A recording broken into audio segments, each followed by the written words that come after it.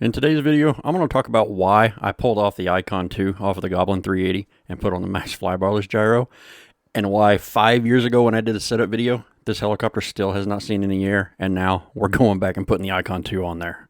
Alright, so like I mentioned, 5 years ago, this is going to be kind of a catch-up video. 5 years ago, I took this iKon2 off of this helicopter. This is a great gyro. There's nothing wrong with it. I didn't pull it off because there was something wrong with it. I pulled it off because Heli Direct wanted to send me the Maxx Flybarless gyro. All aluminum case, and what I had seen, which was very limited, seemed to be pretty positive. And my thoughts quickly changed. So if you click the card right up here somewhere, that's the original setup video on this gyro. As I go through that setup video, it is kind of long, so I'm gonna give you a little brief synopsis here. Whenever I was working on the helicopter, it would ask, where is my elevator servo? It would give you a picture of a swash plate, ask you where that elevator is. My elevator's in the front, but I had to set it to the back in order for this to work correctly and correct correctly with the gyros.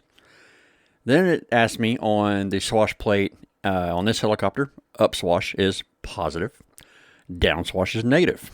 But in the software, I had to put up swash is negative, down swash is positive. And then when I went to work on the tail, I had to select counterclockwise in the software in order to adjust the yaw going clockwise. So in order to adjust that endpoint. So quite literally, in the software for the Maxx Flybarless gyro, up was down, left was right, and forward was backwards. I didn't have any confidence at all in this, and it just so happened that all of this come about right when things were starting to get busy. I shot the video in April of 2021, and my life was getting busy, especially with my job and everything. So everything took over. It all compounded, and this poor guy still has not seen any airtime. I'm hoping to change that in 2026, and I'm going to do that by putting the iKon2 back on this helicopter. So the iKon2, this actually came with this helicopter. It was a bundled deal from Heli Direct. I know that I said that, Heli Direct sent me this. I did the video on it. They haven't said anything to me about the video or anything. Maxtronic no longer exists. I'm just going to call it what I think they are. It was a fly-by-night company, and they no longer exist. You can't find any software for this. I have a version 1 something and I have a version 2 something of the software. All of it has the same issue with everything being backwards. So with it having those issues in multiple different software versions, especially a 2, which it's not alpha, it's not beta, it's not first release, second release, it's still having problems. I can't trust this. It's never going to see air. I'll put it out there right now. This is never going to be hooked up to another helicopter. So we can go ahead and set that back there. But in today's video, I've already done the setup on this. I have changed over to torque servos. Sorry. I've changed over to those. That's the only difference in this. I got the same motor, same ESC. Going to be running the same battery, which is right here. And yeah, I'm just basically going to put this on there, get everything wired up, and then I'm going to go through the setup process, because the setup on this is going to be exactly like that video that you see in that card right up there. And of course, if you guys have those cards turned off or you're running an ad blocker, don't blame me. I'll also have them down in the description so that you guys can click on them and go over and check them out if you so wish. So yeah, today is basically just a catch up and get this iKon2 installed and then get it set up and ready to go into the air. Yesterday was the day, actually the day before yesterday was the day that we were getting all those trucks flipped over up in Wyoming and Colorado. That storm moved down here into Oklahoma yesterday, and we had 50, 60, 65 mile an hour winds. And then today is kind of the remnants of that, where we still have 30 to 40 mile an hour winds. And it's pretty cold outside. So it's still going to be a little bit before I actually get in the air. And then once I am able to fly, 5 years has done a lot to the hobby. And I am definitely going to be talking a little bit more about this whenever we get, we get to the flying part. So Let me go ahead and get this hooked up. I'm going to go ahead and leave the wires like this for now. I just want to make sure everything works. All right, so I did get the iKon2 put on. We have all the wires plugged in. This front receiver port, I must have had to change that because, man, that thing was tight. It was pretty hard to get on. But it's on there. There's no binding or anything. Everything's kind of packed up under here. I did kind of look underneath. Don't see any wires getting into the belt or the gear or anything, so we should be good. So what we're going to do now is clean off these screws and do something that I have not done yet. I haven't put thread lock on these because I was never sure. You know what? I'm sure now. This iKon, it was purchased with this helicopter. Thank you, Syndicate. And it was shipped with the helicopter, and it belongs on the helicopter. All right, so this is going to be a quick little PSA on thread locker. I've got the Loctite 242 blue, and that was in the tip. That looks like paint. It's a little old, and oh wow, yeah, 8 of 19. Okay, calling me out there. 7 years. All I need, little dab will do you. There we go. And then, if you haven't seen my thread lock video, click the thing here or down in the description. I have done a video on how to properly apply thread lock. A lot of people add way too much. All right. There it is. All right, so I'm not going to go all the way in with it. We're going to go ahead and get this one.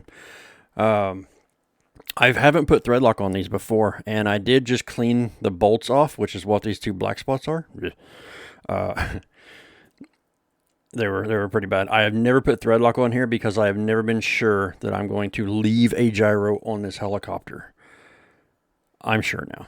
This helicopter, it came with the iKon2. Thank you, Syndicate. I still cannot thank you enough, sir, if you happen to see this video.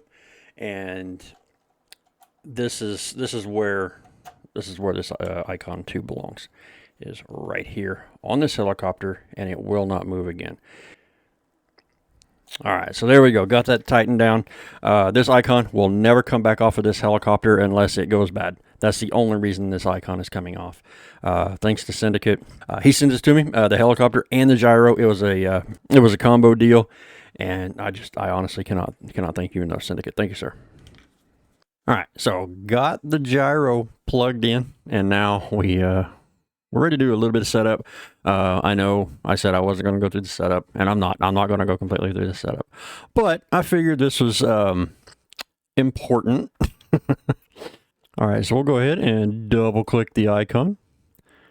And then we'll pull this over. The firmware version you are running is not the currently recommended one. I wonder why. It couldn't be because there's a 5-year gap with it. No, that couldn't be it at all. And we'll click OK. My current is 3.1.027. They're up to 3.4 now. All right, so we'll go ahead and we'll do 276 and we'll upload now. Had a screen pop up and then it went to not responding and then it just went away. So I double clicked the iKon again and I got this. The unit is in bootloader mode. Well, I'd hope so. You're fixing to install an update. That's kind of how you do that. Due to the previous interruption, I'm sitting really far from this screen. Can't really read this small stuff. Let's see. The firmware update process in this condition without valid firmware, the unit is locked and cannot fly. In this condition, the only possible operation that must be performed is rewrite a valid firmware in the unit. I agree. Yes, let's do that. Yes, yeah, that's what we did before. Okay, upload now. All right, now it's actually doing stuff. It didn't do this before. This page just went to not responding and went away. All right, why did writing come in before initializing was done? That writing's impatient.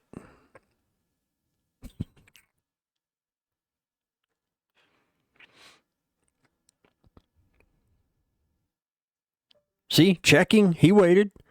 Why couldn't writing wait for initializing to finish up? God, rude. Go ahead and drag this over here because apparently I only put some things on this screen. New firmware, okay. You do not need to redo the set. Yes, I do. New servos, all that. Yeah, we've got to redo this. Let's see. However, read any notes. I don't want to read notes. Blah, blah, blah. Flight log. Maybe necessary to reinitialize flight log memory. Okay, great. Ta-da. Actual software version 275. Actual firmware version 276. All right, I am not going through this.